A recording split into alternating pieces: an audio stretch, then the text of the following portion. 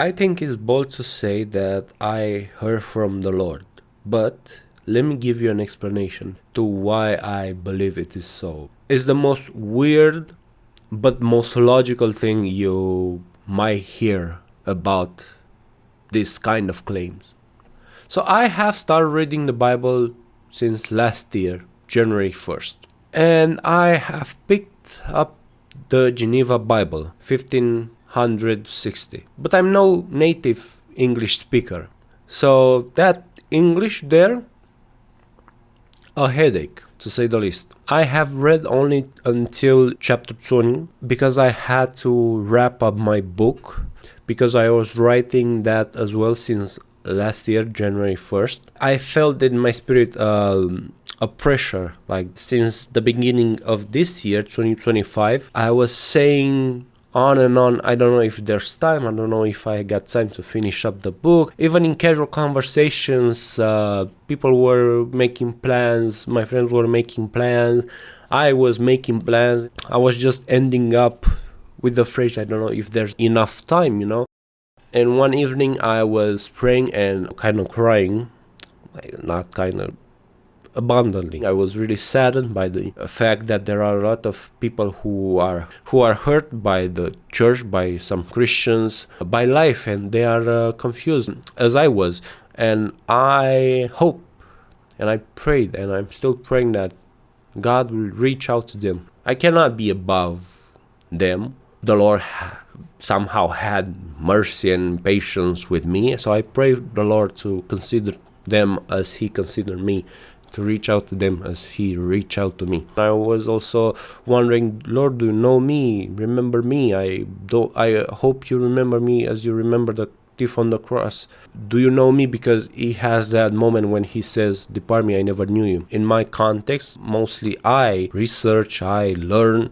People around me don't necessarily do that. So I have to, a certain extent, kind of teach them one thing or another. Long story short, after I did my prayer, I also started to hear from the Lord. For me, it's a voice in the chest. It's not the narrator voice in my head. I can hear my own thoughts. It's always a voice around here. Let me tell you something. I don't know books, chapters, and verses of the New Testament. I don't know them.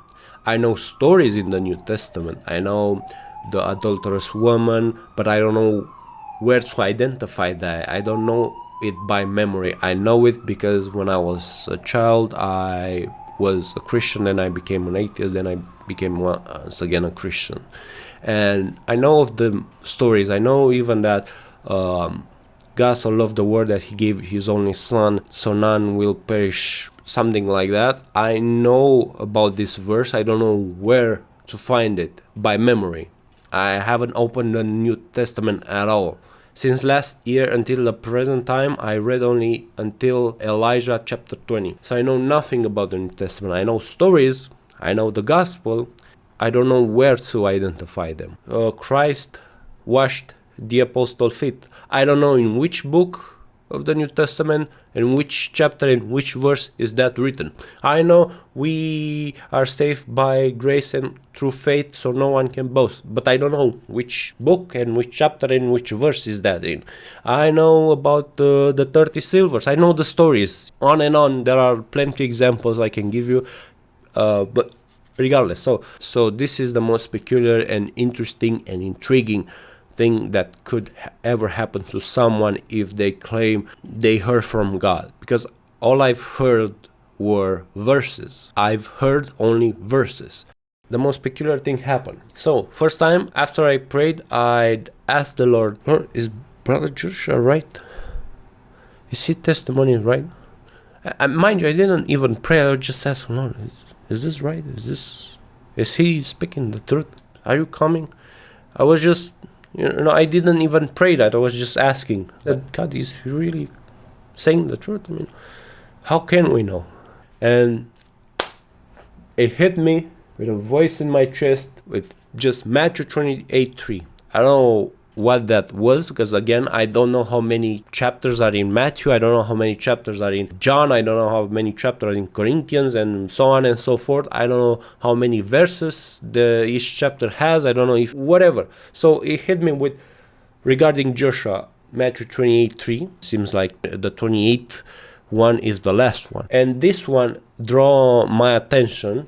If Christ is coming for his bride, clothes were white as snow. Do with this what you will. You could say that I understood the Lord says, keep your clothes close to you, keep your clothes white as snow. This is the most weird stuff. It's like each verse that I received, something in the verse is meant to be a line of dialogue. What the Lord says for things I prayed about. This draw my attention because it's regarding me as a believer. Watch out to not be thrown in the fire. Then again, speaking of those who will be thrown in the fire tomorrow, they will do such things because they have not known the Father or me. And this was personally for me. I know your deeds. See, I have placed before you an open door that no one can shut. This was specifically for me, for the work that I've done, for the book that talks about the mystery of the Trinity. Then Luke 9:3, 9:33, 9:37. 2 Corinthians 7:8. Lo and behold, this one so is mentioning my letter, because in my book I have 2 letters that are meant for the reader. And as Paul says here, these are my general feelings for the reader as well. That's interesting. Mind you, I only found out a few months ago that Paul was a Pharisee and was killing Christians. I didn't knew that about the New Testament, for instance. Then Luke 23:22. This one was for me, because remember I told you I was crying like, Lord, do you know me? Will you say to me, depart me, I never knew you? Am I a hypocrite? I'm really scared about this. I think he was just assuring me that no, chill, my boy, chill. And again, this one was another general aspect. Anyway, on the 18th of August, I had to wake up early to catch a plane. But I couldn't sleep. And it's really important why. I was wrapping up my book and I finished around 2:30 a.m. Went to bed and prayed that prayer, for safety, for health. But I couldn't sleep. And the Lord kept me awake. And as the first time it started, the Lord He gave me just verse after verse after verse after verse after verse. I was having the phone on the desk and I was trying to get to bed. I've received the verse. I was getting my phone, searching on Google, then getting back into bed, then getting back again because I was receiving another verse. I was doing that for like 3 hours. I even said, Lord, it's okay. I'll listen to you. Keep me up all night. I'll listen to you. The Lord is really, really mad and sad at the same time on Israel particularly. He is really angry. The Lord is really angry with Israel, and you'll see this in the verses I will provide to you.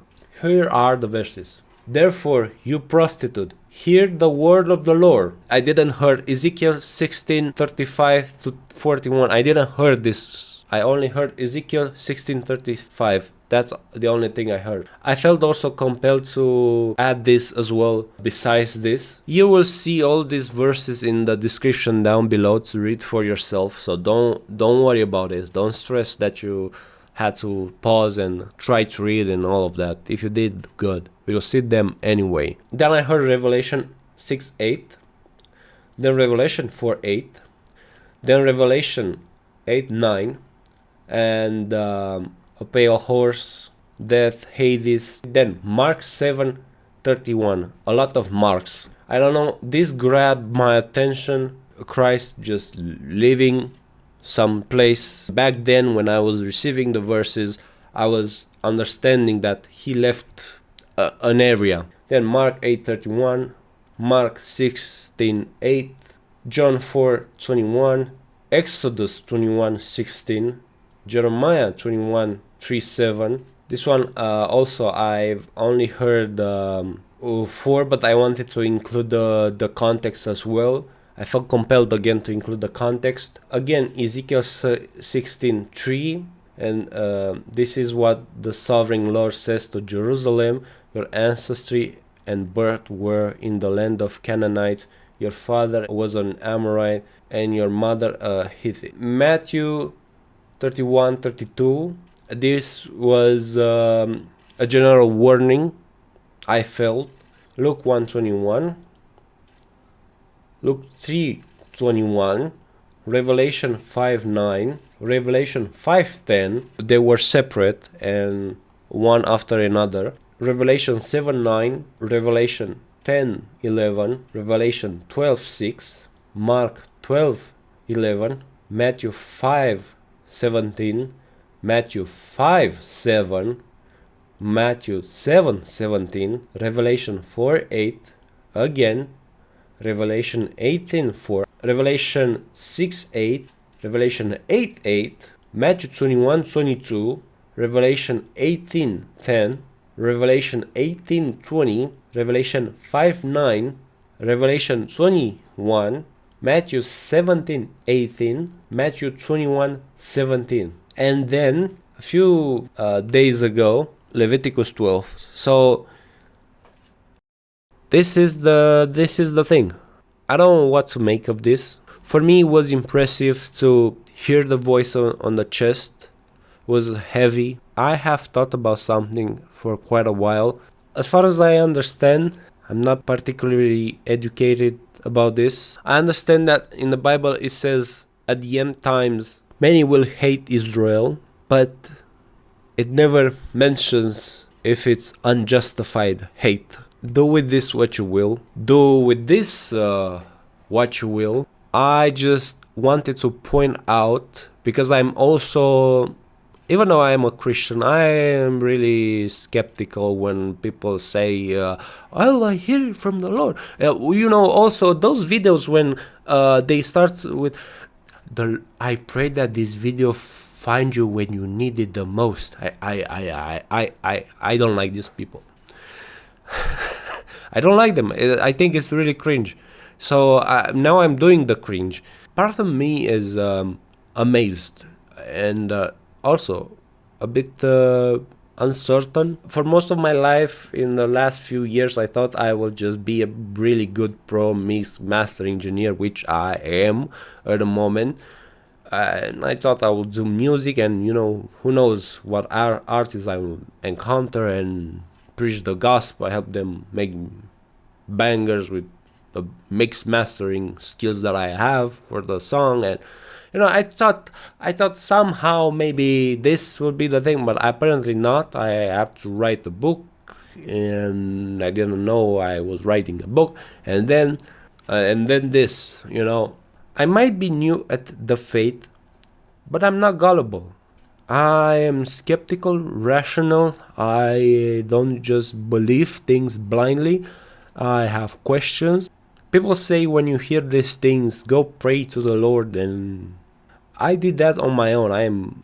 Anyways, look, I am not even trying to market this in any way. I don't even have time to post on social media any amount of work. Look, I don't even get bothered with thumbnails and aesthetics on the social media.